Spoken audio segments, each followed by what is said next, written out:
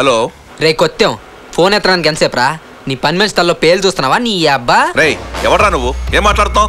మాట్లాడటం కదరా, లాక్ కొట్టాలి. రే నువ్వు మరీ ఇంత కమర్షియల్ అనుకోలేదురా. చిరంజీవి అశోక్ 5th క్లాస్ అంటే నీ సొంత మనోడు.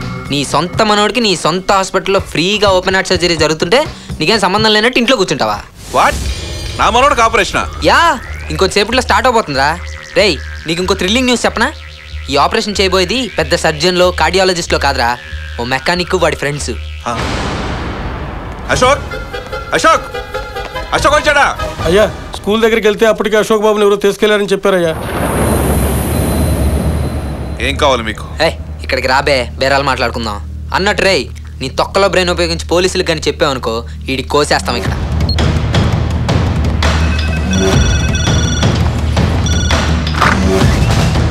బాబు వీడిని ఏం చేయొద్దు, వదిలేండి. మీకు ఎంత డబ్బు కావాలని ఇస్తాను, వదిలేండి ప్లీజ్.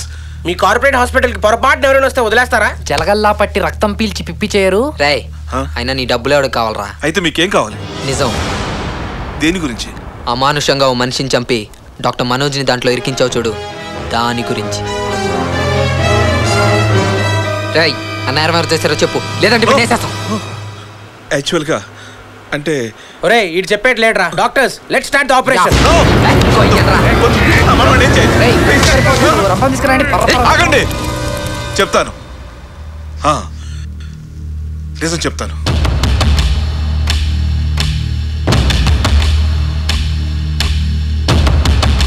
ఇది జరిగింది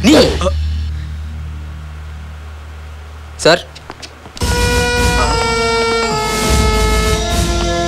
అరెస్ట్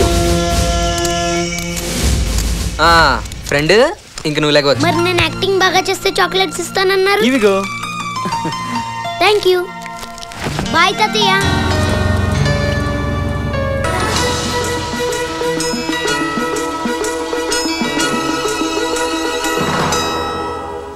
నమస్తే, మీరు చూస్తున్నది TV9. నా పేరు పద్మ.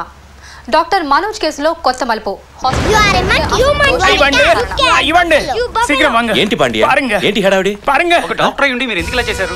డాక్టర్ మనోజ్ ఇంకో 2 సంవత్సరాలు నా హాస్పిటల్లో వర్క్ చేయమని అడిగాను, అందుకు అతను ఒప్పుకోలేదు. అతను హాస్పిటల్ పెడితే నా హాస్పిటల్ పడిపోతున్న ఉద్దేశంతో ఇలా చేశాను. ఒక డాక్టర్ అయ్యుండి ఇలా చేసినందుకు సిగ్గుపడుతున్నాను. ఏ దేవుడు మన కుటుంబానికి మేలు చేసినట్టున్నాడు. కేసు కోర్టులో ఉండగానే అతనే నిజం ఒప్పుకోవడం ఐ కాంట్ బిలీవ్.